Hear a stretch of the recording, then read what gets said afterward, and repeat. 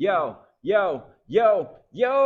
what's up, ladies and gentlemen, boys and girls, children of all ages? It's your hostess with the mostest. It's PKR, Pastor Keenan Riley, back with another episode of People Suck, Love Them Anyways, where, as always, we recap what happened in here on a Sunday morning, and we hope and pray that you can take something from it and try to improve your life. And if you can't, well, then that's your fault. So there you go. Nonetheless, you are the people who suck. Yeah, you are the people who choose to download this and still remain suckily, I guess. I don't know. Is that a word? Not at all. No, I've been Not trying at to all. improve my vocabulary, and it's still horrible, nonetheless. So, no, for real, thank you guys so much for tuning in, for hitting that download button, for continuing to help us out to get the gospel, the message of Jesus across not only the United States, but the world. And I think we're still continuing to hit, what was it, 42, 43 different countries, something like that? 42. 42 countries and 30 some odd states, I think, across the U.S. So thank you so much for the people across the world who hit the download button on People Suck, Love Them Anyways. We appreciate it so much. We take no download for granted. And we're just so thankful to be able to tell somebody about Jesus. And man, I tell you, with everything that's happening in the world right now, people need to hear the message of Jesus more than ever, for sure.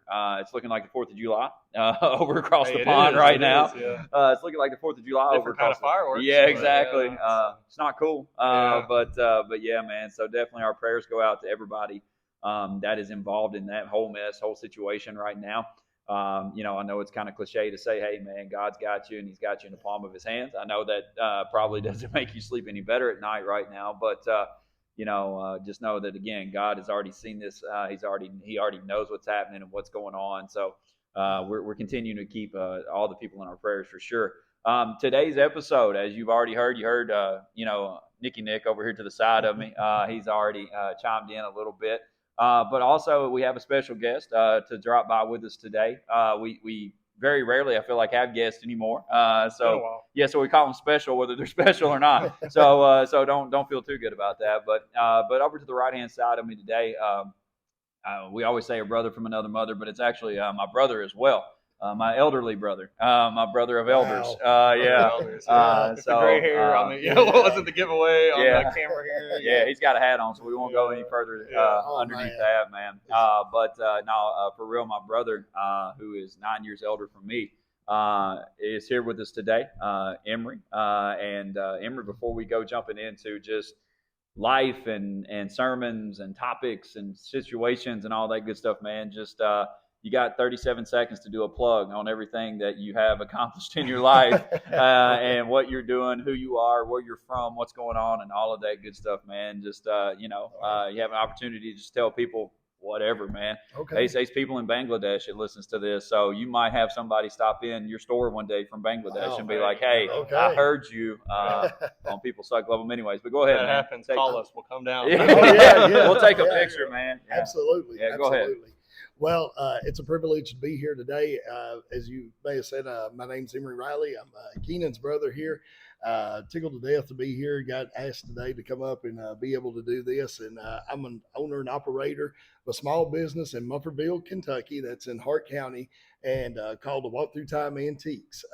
We've been in business now. We're starting our 10th year.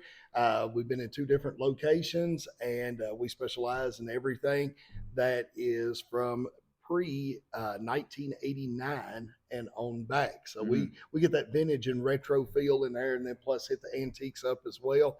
And, we do a lot of traveling, talking to a lot of people, do a lot of picking, and, just try to meet people and talk to them from all different walks of life. So, absolutely. And so me and you would be considered vintage and antique. I was going to ask that. I was like, is Keenan an antique officially? We're putting it on the record. He's an antique. Before 89. I'm 85. I know you're like 70. What are you, 76? Yeah, close to it. Yeah. So there you go, I'm not man. quite there. So. Yeah. So there you go. Yeah, you're like 2000s, right, or something? 97. Oh, well, there you go. Yeah. Yeah, that was a good year. That was a good year. So, but yeah, it's cool for him to stop by with us today because even in our sermon today, and I think he could probably attest to this, and myself included. I know Nick can. Anybody's got a job, really. We talked today about it's not wasting if God's working, and we came from Exodus chapter 3. And we talked about how basically where Moses had killed an Egyptian at this point, hid him, and then after he found out, he got scared, and the fear pushed him back towards comfort. Comfort was on the backside of a mountain, Horeb, which, if you translate that out, is wasteland. And he's on the backside of a mountain at this point, and he spends 40 years, man, tending to his father-in-law's sheep. He's basically a shepherd for 40 years. And most people would look at Moses being underwhelming or underperforming, I guess you could say, especially after you listen to about how he basically led, the country of Israel, the nation of Israel, out of bondage and into or close to the promised land. And you would look back on this season or this time of Moses' life and be like, well, that was underwhelming, underperforming, whatever you want to call it. He wasn't meeting expectations. But we talked a lot about today about how in that moment in time, it's the little things that we do that are kind of in our comfort zone, really. But God is really honing our details and skills in to be able to go to that next season of our life and succeed. So in this moment, Moses is concentrating on being that shepherd, but really he was really focused in on being a leader to the next generation that he would come into. And so we can start by breaking down just a little bit how monotonous or how methodical life can be sometimes, but yet how can God use those details in that area to be able to help you succeed? Maybe not with just you, but with other people around you in the next step of your life. Go ahead. Yeah, I mean, I think as you were doing the sermon today, I was reminded of some of the jobs that I took. I guess the job I took post college was a job where I taught in front of people. And it was something that, prior to graduating college, I was always terrified of doing. I even took a public speaking class and thought I did horrible. And every single time that was the only class I passed in college. Just saying. If you want to know the difference between me and Keenan, who passed college? I passed a class in college, and I passed all of them. Yeah, but again, and we're in the same spot today. We are. Yeah, there you go. But again, I think it was cool because there were many days when I was in that job, and I was thinking, God, this is boring. Don't feel like I'm not doing enough, not making a big enough impact. I went to college to make a bigger impact. I feel like I'm not doing enough. Yeah. And today I was reminded, and I've been reminded of this a couple of times before, but that job, if I had not taken that job, if God hadn't given me that job and put me in front of all the kids and adults and stuff that I taught and spoke to, I would not have the confidence that I have now to stand on a stage and present the gospel, or to stand in front of a class of youth and present the gospel to them. And so, it's just one of those things that at the time, I wasn't thinking about the importance of it. But, while I was at that job, I learned a lot of skills and useful things that it was, I guess, further presented itself later in my life in a different way. And I'm able to use it for the kingdom of God as well. Yeah. And I think that that's just something that a lot of us, again, we forsake that stuff that we did in the past, those jobs that didn't seem like they meant a lot, but they really did build our skills and get us to the point where we're at now to be able to do what we're able to do now. Right. I think a lot of people probably have those stories, and again, that job, there were many days where I just felt like I wasn't doing anything, wasn't making any impact, wasn't getting anywhere. But because of that job, I was able to gain skills and knowledge. And I've told this before. I would we got to attend the Global Leadership Summit at Grace Heartland Church, the little live stream they did of that, and that was what kind of pushed me into starting the youth ministry here at Fruition and taking on more leadership roles and and seeing myself as a leader for the first time. And so that job, it may have seemed monotonous at times, but it did give me a lot of I guess. It was a launching point for me to move forward. Yeah. What, Emry, as far as you go, like what skills or what things in your life that you felt like was just kind of monotonous or kind of methodical, like you would just go through the motions every day, but yet somehow along the way they've actually contributed to where you are today in your life?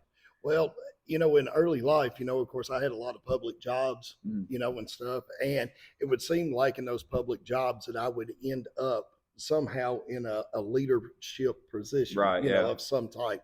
And so, being in leadership, obviously you have to be able to communicate with the people that are working for you, and to be able to, give clear instruction and stuff like that. So, I didn't understand that at the time. And really, quite frankly, and I think this, a lot, whenever I was coming up in high school and stuff, I was known as a very, very quiet person. Yeah. I didn't really talk a lot Yeah. to the point where people thought I was like a foreign exchange student. I didn't think I knew, how to communicate with people. You didn't have enough hair to be a foreign exchange student. No, I didn't. I didn't at all. People's like, man, what's the deal with this guy? Yeah. Well, he's got too much on his face, but not. Yeah. He's 37 in high school. What is he doing? Yeah. I'm trying to get that transplanted up here. So, but anyway, it was, things like that I didn't understand at the time, and then, whenever opportunity presented itself to be able to open up and own my own business, it's kind of where those skills culminated. They came into play.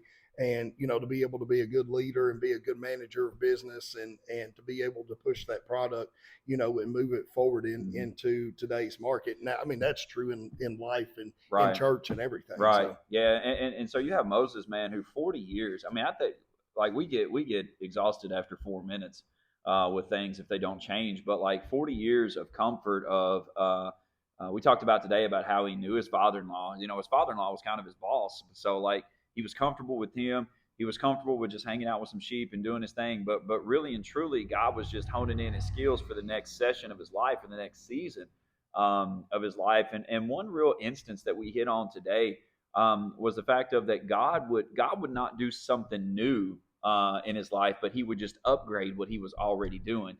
And we get hyped up a lot in church. We get hyped up a lot in life in reading the Bible. And we take feel good moments. Like it's over in the book of Isaiah where it says, behold, he's about to do a new thing.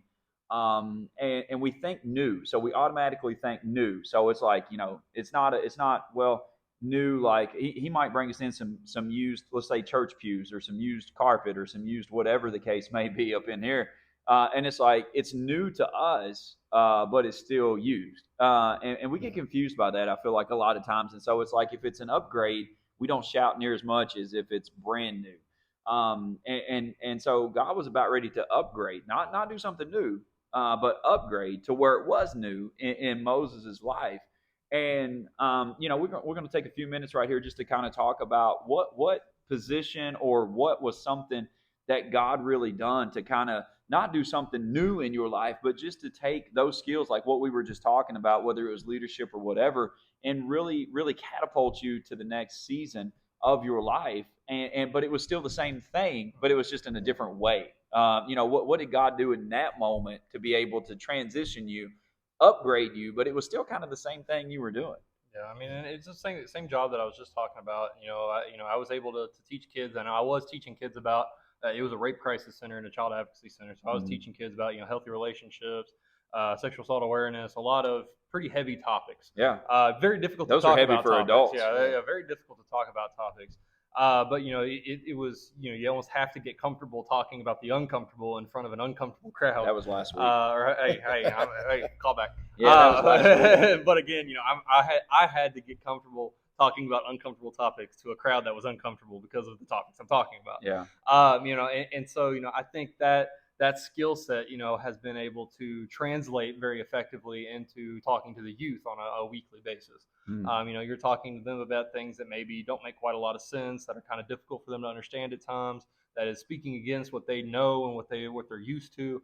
So I'm not teaching kids necessarily. I mean, sometimes I still kind of implement some healthy relationship type things. I still mentor the kids every once in a while if they have questions. They can come to me and talk about more in-depth serious topics. But the jobs and experiences I've had prior to being a youth pastor have definitely prepared me and opened the door and translated into those skill sets required. And you're saying, basically, you're still doing the same thing, but it's just upgraded from where you were to begin with. I'm still teaching kids. I'm still relaying knowledge, having uncomfortable, difficult conversations. But it's in a different season. It's in a different atmosphere with a different crowd. Yeah. But it's a lot of the same stuff. Right. Absolutely. What about you, Emry? Well, it's just like you mentioned. I just obviously just made a new move to a new location. Yeah. From an older location that I'd been at, at 9 years and everything, and of course that was an upgrade from where I was at, right. And everything. Yeah. But with that came new people.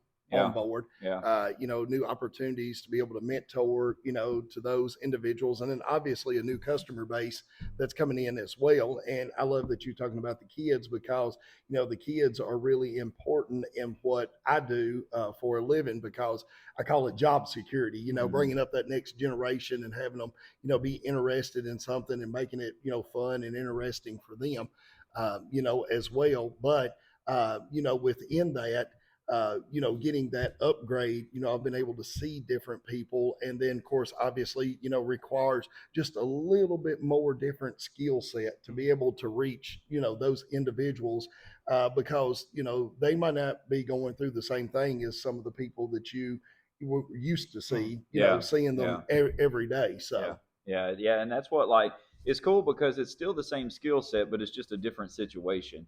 And that's what I want people to really understand, is that when God has you in a quote unquote wasteland, or you feel like you're being unproductive, or you feel like you're spinning your wheels, or whatever, terminology you want to put on it, let's just look at the fact of what is God doing to work in your life, to move in your life, to make your life better. May not be in this season, but it could very well be coming in the next season. And for Moses, it was the same way. Moses was going through the motions every single day of hanging with these sheep and shepherding these sheep, but really God was preparing him for the next step, which would be to lead a nation out of bondage and captivity. And so in this moment, he upgrades. He upgrades from sheep to people, which I don't know if you call that an upgrade or not. Not really. Yeah, I was going to say, I mean, my goodness. Sheep suck a lot less. Oh, goodness. They'll listen to you anyways. Yeah. So he upgrades from sheep to people, but not only that, man, he upgrades his responsibility level. He upgrades his staff. We talked a lot about the staff today. He probably had a normal shepherd staff whenever he was dealing with sheep, but we see whenever God replaced his staff in this moment, this staff, he threw it on the ground and turned into a snake. It ate another snake. He was holding this staff over the sea and it separated. I mean, like, this staff carried the promises and the power of God. And so he upgraded. It was new to him. It was still a staff, but it was new to him. It was different. And so for us to understand that God does these kind of things, we really have to be, I think, appreciative of the moments and seasons we're in. And it sucks, man. I mean, just to kind of just, be real. I mean, it sucks. Like, seasons like that suck so bad, where you're in the horrors, you're in the wasteland, you're in those moments where you're like, well, I'm just going to do this, and maybe we'll see some return, maybe we won't, or or at least I know this is a good one. At least it's a paycheck. At least it's paying the bills or whatever. And we get into that mindset, but it's like, really, if we were to kind of go deeper, scrape the surface, and go deeper than that, and be like, all right, what is God doing in this moment? What is he really teaching me, instilling in me, that I can use next? And I think if we were to see things like that, then the seasons, they're still going to hit hard. They're still going to be difficult to navigate, but they might not suck as bad either, knowing that God is teaching you something through the process. And I think that's something we need to ask ourselves is, whatever season you're currently in, how can your current skill sets be used to further the kingdom of God? Right. What can I use these skills for? I'm around people, talking to people every day. I can use those skills at church by talking to people, greeting people, then getting to know people. Yeah. Just whatever skills you have, and again, you can. We'll throw whatever excuse you want. I'll just sit on an assembly line all day and press a button. Well, hey, you can change slides, can't you? Yeah, you this can is go up true. there and you can change slides. You can poke on somebody at church if you want to. Hey, just poke how them. you doing? Just poke them. Yeah, exactly. I mean, and again, I think it's. I know it's funny, whatever, but I do think it's important to take some time and ask yourself, what skills have you learned? Maybe you've been at your job for 5 years, 10 years, 15 years, 3 months, who knows? But what skills, talents, new things have you learned and gathered at this job? That what could that be used for in the future? What are these skills going to be used for in the future? And I know we're not supposed to worry about the future, but we can still kind of plan and prepare for the future, and to think about what am I doing now? What am I learning now? What am I gathering now? And what can that stuff be used for later? What in the season you're in right now, Emry? What do you think that is something that may seem mundane or methodical to you? I mean, what is the skill set right now? As you continue to I ain't gonna say get older, mature. As you continue to mature, that's a good way to put it. Age, As you continue to mature, man, and just grow, and whether it's in business or in life or whatever, what do you feel like in the season you're in right now, as far as a skill set wise, that again maybe you feel like is mundane or methodical or monotonous or whatever, that you're like, man, maybe I could use this. Maybe I could focus in on this one aspect right here, and that could, bam, that could open up a door to a booming business, a multi-million-dollar business, or it could open up the door to 1,000 different things. Well, I mean, first off, I'd like to say, I think people that knows me knows I kind of have like a bubbly personality. I love to encourage people and make Mhm. people laugh that's around me, Yeah. and everything.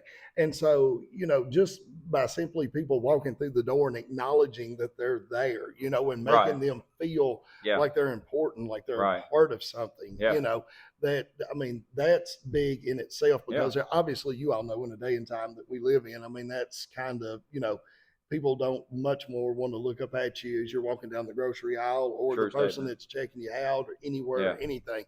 So, I think there's a hunger out there just for people just to, made to feel important, Feel accepted. and Yeah. just put that hand on your shoulder and say, hey, Yeah. how are you doing today? Right. Is things going good? That goes a long way in today's society and stuff. But, I feel like, just like, what you all are doing here and the great concept that you've got going on with doing this podcast and everything. As before we come on the air, I was talking about wanting to be able to do that for my business, Yeah. and have a little talk show myself. Talking about history and bringing the older generation on, which has a lot of knowledge to pass on. It's just not about gray hair, buddy. That's experience, actually, man. yeah, Yeah. everything. But be able to bring those people on as well, and pass some of their knowledge on to a younger generation. And with that knowledge, and with the older generation, a lot of times comes a lot of skills that I say like the younger generation needs. They need to learn to be able to cope and deal with. And obviously, I've got a guy that hangs out with me, a brother. He's actually one of my vendors down there, but he takes the opportunity to talk to at least one or two people in the store every day, about Jesus Christ, witness to them. Yeah. And it's not even hardcore, just maybe a couple of comments just to Right. get the mind circulating Yeah. and stirring. Yeah. So Yeah, absolutely. And we talked Wednesday night about Moses' mom. We talked today about Moses. Maybe we hit Wednesday night or next Sunday about, now we're transitioning from Moses into Joshua. But, like all of these decisions have huge implications. We asked Wednesday night, if Moses' mom would have never decided to put him in that basket and set him in the river, where would he be at? If Moses wouldn't have decided to accept God's calling and then go back and stand up to Pharaoh and say, "Let my people go," who would have done that? If he wouldn't have got to a point of where it was time for somebody else to transition, and now Joshua is there. Joshua was his right hand guy, and now we see a transition there. It's like all of these are very huge decisions with huge implications. But it's also a time and a season. All of these things have times and seasons, and seasons change, and we get that. But every season has a purpose to it, and it has a growth session in it. And so I think our main goal today was to really kind of show people that even when you feel like it's wasted, it's not, because God is working or doing something in it.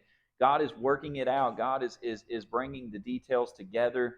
And before we go, I just want to kind of hit on this other part of it too, because not only was he taken care of, not only was he a part of this side of it where he was preparing Moses, but you have to understand he was preparing Pharaoh, he was preparing the Israelites, he was preparing, like, there was so much more stuff into this. So let's talk about the impact really quick before we go today, about not only is it important that you answer the call, or that you operate or in the calling, or that you take your skills and do something with it, but it's also important to understand, if you don't, what is the outreach, what is the scope that we miss, what is the group of people, what is the millions of people that we miss because we say no to something. How important is it? Yeah, I mean, there's so many people out there that, we've talked time and time again about how you may be the only person that, or I guess you may be the only Bible people read. I think that's the cliche saying there.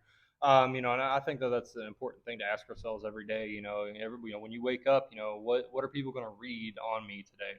What are they going to see? And understanding that if you act a certain way, you may miss people who needed to see you that day, or needed to read the Bible through you that day.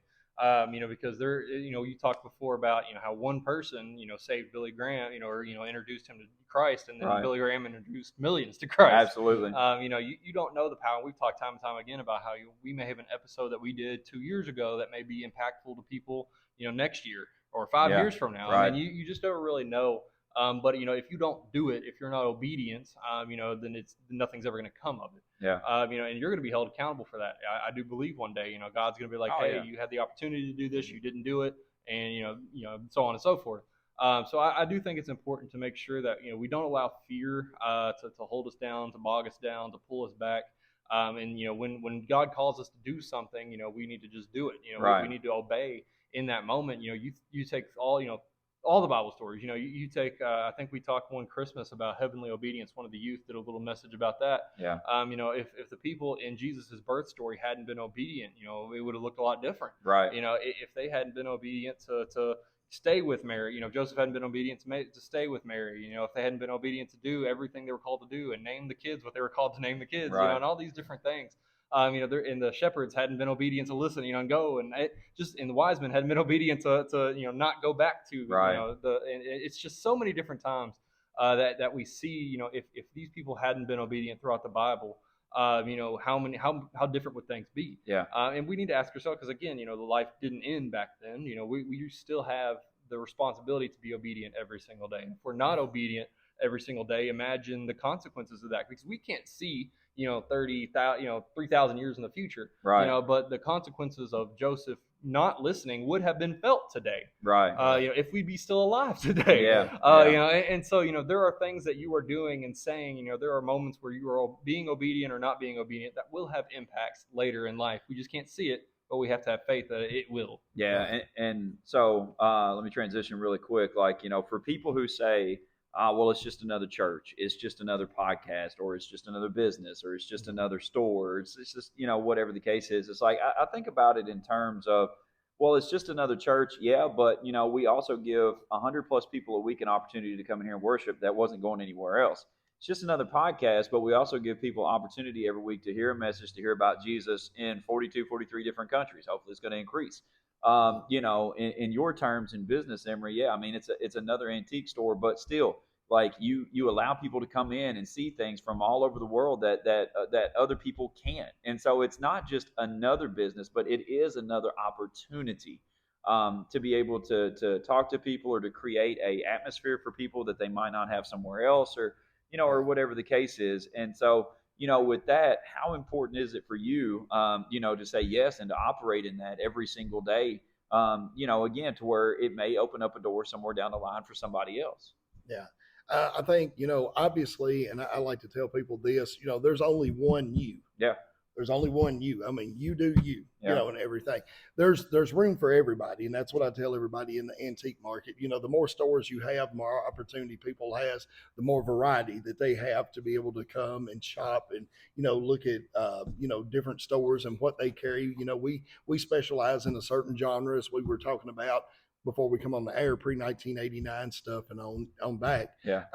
But we do it. We put a certain flair and spin on it. We've got a certain atmosphere that we provide, the cooler hip music, a very greeting and inviting atmosphere to come into and everything. So we do it the way that we do it, but you may do it a different way. You may do it a different way. And that's the same way on a Christian level. Yeah. You got your way that you reach people. You got your way that you reach people and everything. Yeah. But it's still all for one greater common goal and good. Right. Yeah, absolutely. And for us, the message again that we try to translate to each and every person is that you are important in the grand scheme of things. You have value, and God wants to use you, man, to accomplish something. Whatever that is, that's between you and God. But everybody was created on purpose, by purpose, for purpose, and we need to embody that, envision that, grow with that, and go with that. So.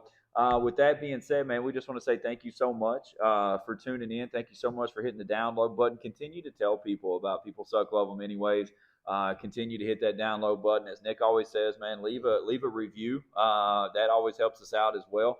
And it just helps keep the fresh the face fresh. There we go. That's what I was going to say. and just to be able to reach people, man. And this is what it's all about. It's not just another podcast. It's not just another sermon. It's not just another church. It's not just another business. It's an opportunity to reach somebody. So thank you so much to my brother for Emry for coming by and dropping some knowledge on us. And again, thank you, fine folks. And until we see you again, we love you. We thank you, and be blessed.